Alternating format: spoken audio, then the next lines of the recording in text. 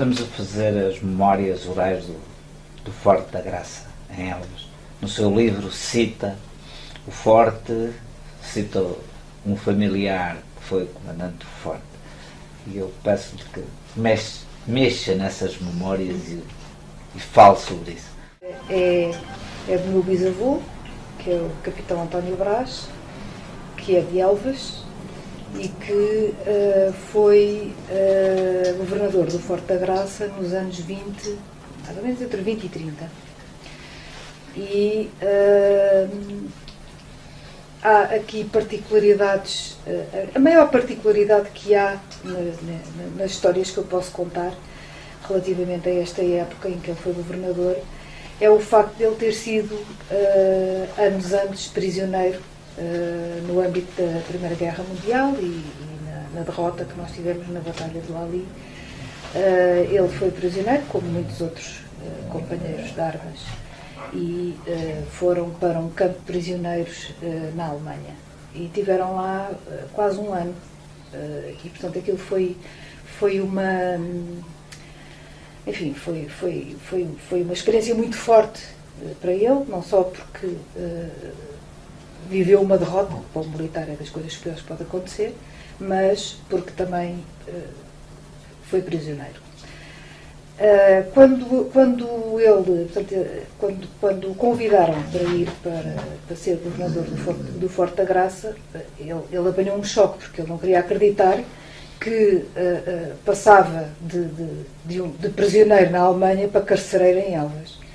E o Forte, na altura, segundo o que ele deixou escrito, tinha 300 e tal prisioneiros.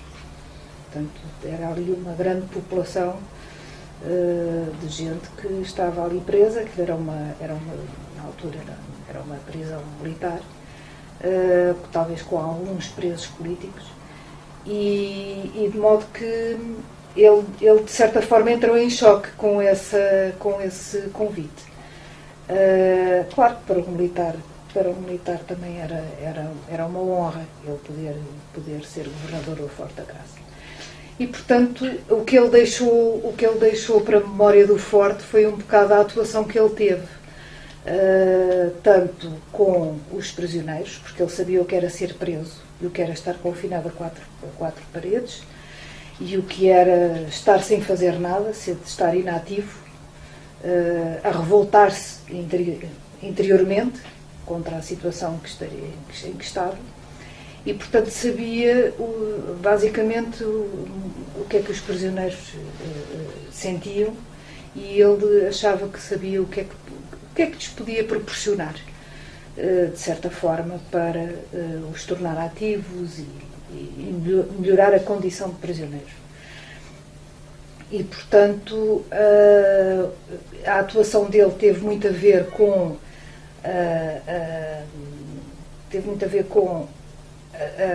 ele querer tornar a vida dos prisioneiros mais leve, dentro do que era possível, e ao mesmo tempo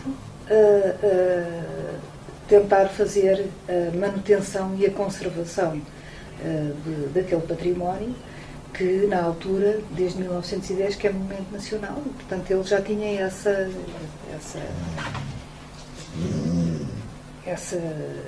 ideia de... Aliás, ele deixou muita coisa escrita nos jornais locais de Elvas sobre a conservação do património da cidade. Era uma preocupação que ele tinha.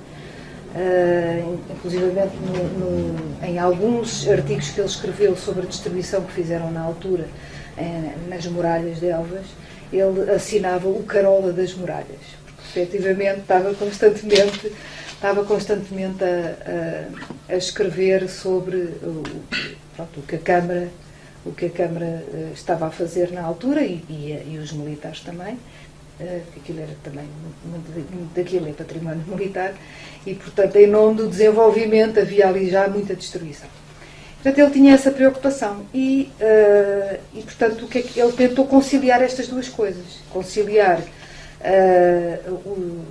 tornar útil o tempo dos prisioneiros enquanto estavam lá presos, no sentido de os pôr a trabalhar na conservação do património. E eles aderiram muito a isso. Há histórias que ele contava que aderiam a isso, eles estavam contentes por poder fazer isso. A forma que ele teve de arranjar dinheiro, porque não havia, o país na altura era paupérrimo e tinha imensos problemas, imensas crises financeiras, como nós hoje estamos a passá-las. E, portanto, ele arranjou um expediente muito interessante, que foi conseguir autorização superior para ficar com o rendimento das pastagens à volta e criar porcos, para poder vender, fazer dinheiro, pronto, e comprar as ferramentas que necessitavam, a tinta e por aí fora. E assim foi mantendo a coisa. Portanto, foi um expediente que eu saiba, não houve mais nenhum governador a fazê-lo. Ele saiu da cabeça dele, teve a autorização dos superiores e fez. E com isso houve uma série de obras que conseguiram fazer, e até para tornar as instalações melhores para os prisioneiros. Depois há outras histórias que ele deixou contadas e que foi transmitindo aos netos, ao meu pai, nomeadamente tiveram lá um prisioneiro muito conhecido, que era o Gomes da Costa e o Sinel de Cortes. O Gomes da Costa tinha estado com ele nas campanhas da África, esteve também na Primeira Guerra Mundial em Flandres, e portanto ele quando chegou, portanto, eles os dois estiveram presos no Forte da Graça, mais ou menos em 1925 foi quando eles lideraram um golpe contra a República.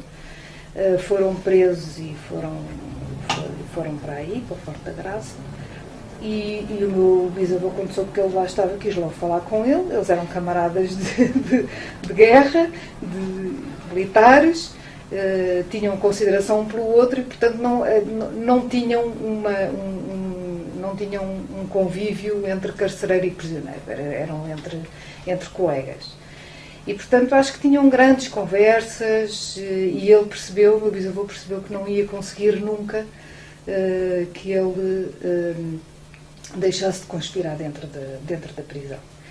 E, portanto, fechou um acordo com ele em que o deixava sair do forte, ele saía de manhã e entrava ao fim da tarde. O acordo era na condição dele não fugir. E ele, de facto, nunca fugiu, cumpriu sempre o acordo e faziam assim. Ele saía de manhã, tratava dos seus assuntos, seguramente que ia muitas vezes para a Espanha também conspirar, e depois ao fim da tarde voltava. Há uma outra história que tem a ver com uma fuga de prisioneiros, 2 prisioneiros que fugiram, que deram conta disso só ao fim da tarde. O meu bisavô não quis dar alarme para a fronteira, nem para lado nenhum, portanto pôs alguns cabos a ir no seu encalço. E eles conseguiram descobri-los no dia seguinte, depois de terem tido uma noite com as espanholas e de terem gasto o pouco dinheiro que tinham, e portanto regressaram ao Forte da Graça com o meu avô colérico, porque, enfim, não gostou da atitude deles, da falta de confiança que eles demonstraram, e portanto teve que os castigar até para os outros perceberem que se houvesse fugas havia castigo. Há uma outra terceira história que tem a ver com um jornalista que esteve lá preso, que foi o Luís Faria Trindade, que posteriormente foi diretor do jornal Setubalense, diretor e proprietário. Ele acabou por ser amigo de lá de casa, dos meus bisavós, depois de sair da prisão, logicamente.